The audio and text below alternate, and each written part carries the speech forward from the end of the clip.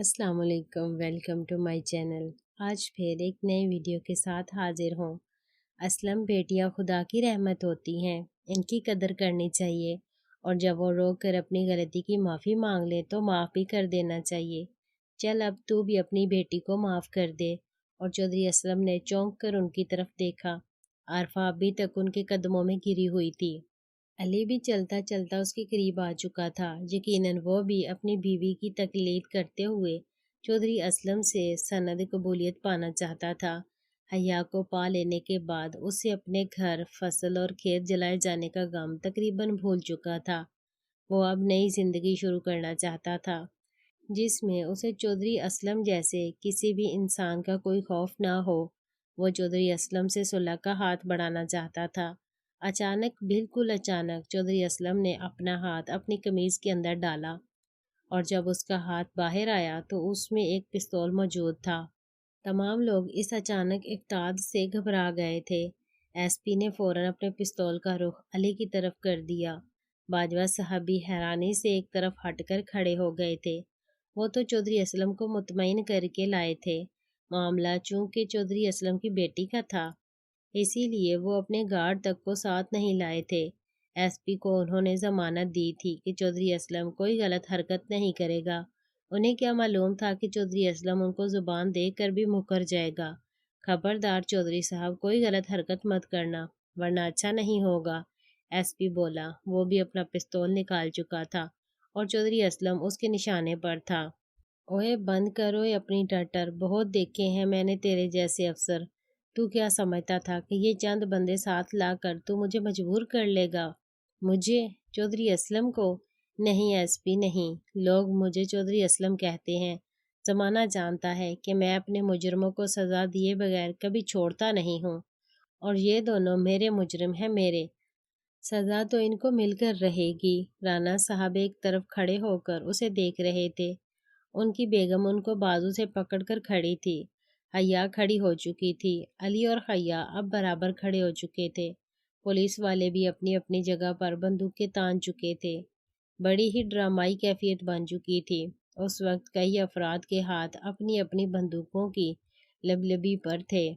کسی بھی لمحے ان میں سے کوئی بھی ٹریگر دبا سکتا تھا، اور ایک گولی علی، حیا یا پھر چودھری اسلم میں سے کسی کی بھی زندگی کا خاتمہ کر سکتی تھی۔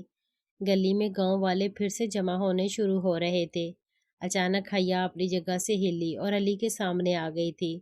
اس کی جرأت پر خود چودھری اسلم حیران رہ گیا تھا۔ علی نے اس کی طرف دیکھا۔ اس طرح کے منظر اس نے فلموں اور ڈراموں میں اکثر دیکھے تھے، لیکن وہ ان کو دیکھ کر مذاق سے ہنسا کرتا تھا۔ اس کے مطابق کوئی کسی سے اتنی محبت کر ہی نہیں سکتا کہ اس کے لیے اپنی جان تک دینے کو تیار ہو جائے۔ لیکن آج اس کی آنکھوں کے سامنے حقیقت میں ایسا ہی ایک منظر دہرایا جا رہا تھا، اور یہ کوئی فلم یا شوٹنگ نہیں تھی، بلکہ جیتی جاگتی ایک حقیقت تھی۔ حیا واقعی اپنے باپ کے اور اس کے سامنے آ چکی تھی۔ واقعی محبت میں بڑی طاقت ہوتی ہے۔ حیا علی سے اتنی محبت کرتی تھی کہ اس کے نام کی گولی اپنے سینے پر کھانے کو تیار تھی، لیکن اپنی آنکھوں کے سامنے اسے مرتا ہوا دیکھ نہیں سکتی تھی۔ ابا جی، اگر گولی چلانی ہے تو سب سے پہلے میرے سینے پر چلائیں۔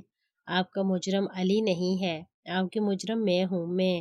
اگر مارنا ہی ہے تو مجھے ماریں، شاید اپنی بیٹی کو مار کر آپ کے غصے کو قرار آ جائے۔ ہٹ جا حیا، ہٹ جا، مرنا تو تم دونوں کو ہے، لیکن تجھ سے پہلے میں اس کمینے کو قتل کروں گا۔ نہیں ابا جی، نہیں، اب آپ ان کو گالی نہیں دے سکتے، یہ میرے شوہر ہیں، اور رہی بات آپ کے مجرم کی، تو وہ آپ کے سامنے کھڑی ہے۔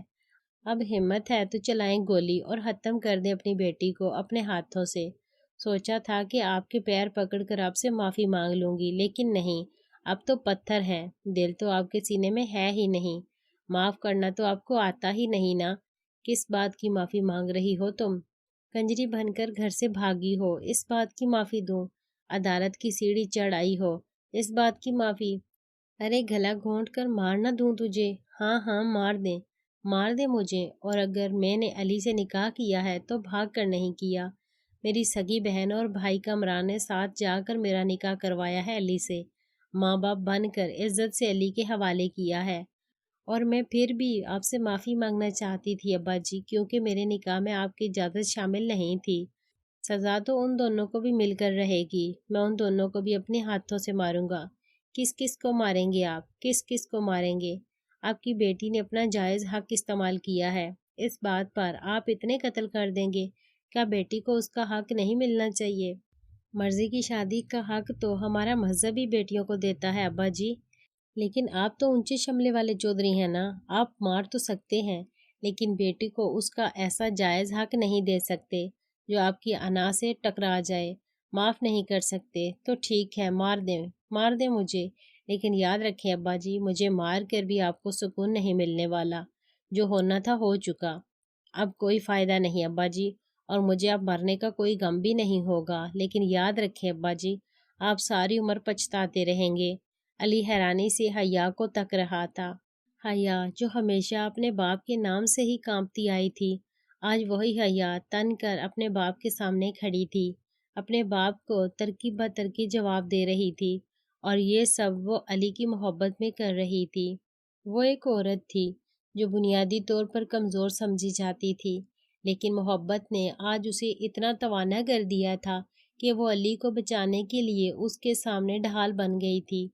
علی کا باپ بھی علی کے پاس پہنچ چکا تھا، اس نے اسے کندھے سے تھام لیا تھا۔ اکلوتے بیٹے کو موت کے منہ میں دیکھ کر وہ بھی پیچھے کھڑا نہیں رہ سکا تھا۔ گلی میں گاؤں والوں کی تعداد میں اچھا خاصا اضافہ ہو چکا تھا۔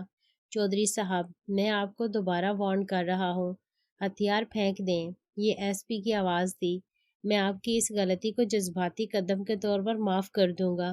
ہتھیار پھینک دیں چودھری صاحب، وعدہ کرتا ہوں کہ آپ کو گرفتار نہیں کروں گا۔ وہ حیا اور علی کے سامنے آ گیا تھا۔ سنسنی بڑھتی جا رہی تھی۔ چودھری اسلم کا چہرہ غصے اور جذبات کی تمازج سے سرخ ہو چکا تھا۔ اسلم، یہ کیا بے وقوفی کر رہا ہے تو؟ یہ بے وقوفی نہیں ہے باجوہ صاحب، بلکہ میری غیرت کا فیصلہ ہے۔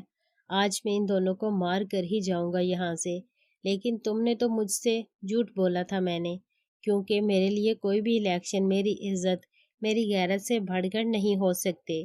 چودھری اسلم، اپنا پستول پھینک دو۔ چودھری اسلم، اپنا پستول پھینک دو۔ میں آخری وارننگ دے رہا ہوں۔ ناول کا اگلا پارٹ بہت جلد اپلوڈ کر دیا جائے گا۔ چینل کو سبسکرائب کر لیں۔ شکریہ۔ اللہ حافظ۔